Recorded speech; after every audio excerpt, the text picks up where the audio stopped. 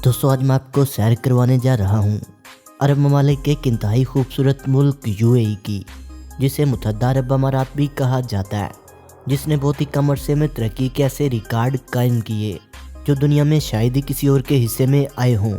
दोस्तों आज की इस वीडियो में हम आपको यूएई की सैर व सियाहत के अलावा आपको ऐसी मुनफरद और दिलचस्प इंफॉर्मेशन फराहम करेंगे जिससे आप पहले वाकिफ नहीं होंगे। दोस्तों जिद्दत और तरक्की के रिकॉर्ड तोड़ने वाला मुल्क यूएई आज जहां आबाद है, वहां आज से 5000 साल पहले किसी इंसान के बसने तक का वजूद नहीं था। इन रेगिस्तानों को 4000 साल पहले बुद्दू कबाइल ने आबाद किया था। ये बुद्दू कबाइल खाना बदोशों की ज़िंदगी गुजारा करते थे। इन बुद्दू कबाइल का जरिया माश, भेड़, बकरियाँ और ऊँट वगैरह पालना हुआ करता था। इन लोगों को जहाँ कहीं पानी और खाने पीने की चीज़ दस्तयाब होती, ये वहीं पर अपने डेरे जमा लेते। दोस्तों इन बुद्दू कबीलों का मज़हब इस्लाम से पहले मसीह हुआ करता था। खलीफा अव्वल हज़रत अबू बकर सिद्दीक़ रज़ी अल्लाह ताला अन्हो के ज़माने खिलाफत में बाकी अरब ममालिक की तरह ये बुद्दू कबाइल भी दायरा इस्लाम में दाखिल हो गए।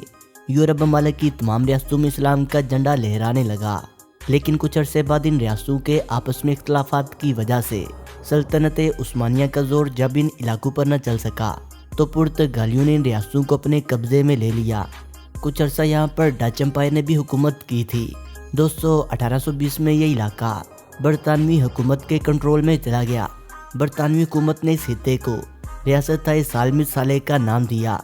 दूसरी जंग अज़ीम के खात्मे के बाद ही जब बरतानवी हुकूमत का जवाल शुरू हुआ तो बाकी मुल्कों की तरह यहाँ से भी बरतानवी आर्मी वापस चली गई। 1970 तक बरतानिया इस इलाके को मुकम्मल तौर पर छोड़कर वापस जा चुका था।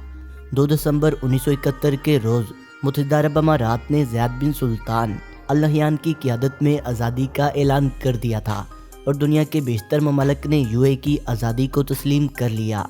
7 दिन बाद यानी 9 दिसंबर को अक़वाम मुत्तहदा ने भी यूएई को एक आज़ाद और खुद मुख्तियार रियासत के तौर पर तस्लीम कर लिया। दोस्तों दुबई, शारजा, अजमान, उम्मुल ख़िवान, फजीरा और अबू ज़बी यूनियन की शक्ल में आज़ाद हो चुके थे, लेकिन रासुल खैमा इन सबसे अलग एक आज़ाद रियासत की शक्ल में था।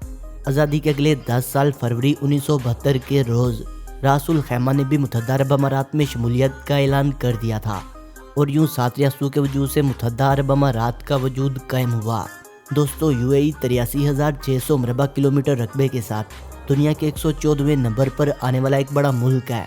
खलीफा बिन ज़ैद अल नहयान मुल्क के सदर और मोहम्मद बिन राशिद अल मखतूम मुल्क के वज़ीर आज़म है। यूएई 97,36,832 अफराद की आबादी के साथ दुनिया के 92वें नंबर पर शुमार होता है। यूएई का दारुल हुकूमत अबू ज़बी है और इसका सबसे बड़ा शहर दुबई है।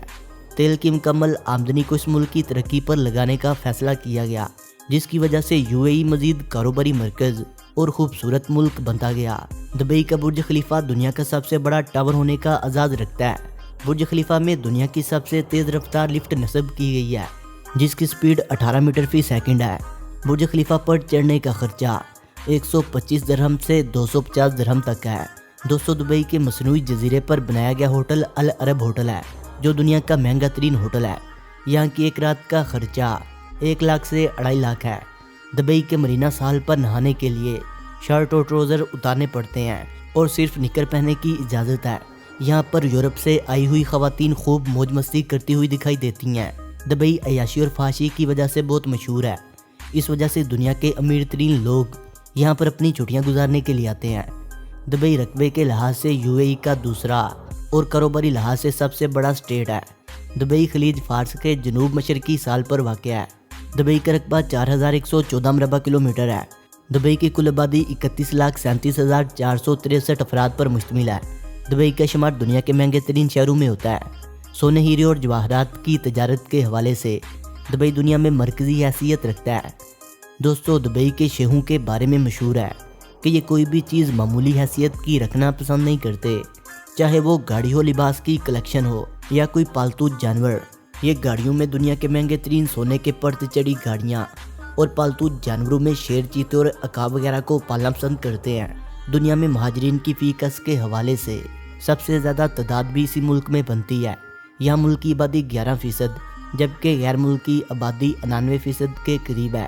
اس ملک میں سب سے زیادہ غیر ملکی بھارت سے، پھر پاکستانی، بنگلہ دیشی، ایران، چائنا اور دوسرے ممالک کے لوگ رہتے ہیں۔ بعض کو یو اے ای کا قومی پرندہ اور مارخور کو قومی جانور سمجھا جاتا ہے۔ یو اے ای میں سب سے زیادہ نظر آنے والا جانور صحراؤں کا بادشاہ یعنی اونٹ ہے۔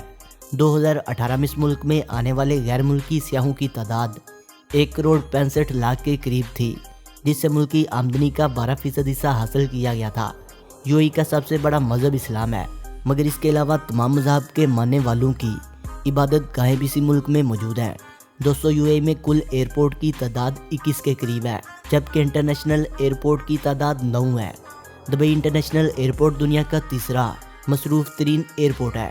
یو اے ای کی قومی زبان عربی ہے، مگر اس ملک میں سب سے زیادہ بولے جانے والی زبان انگلش ہے۔ اس کے علاوہ اردو، ہندی، بنگالی، پنجابی، پشتو، چائنی اور کئی دوسری زبانیں بولی جاتی ہیں۔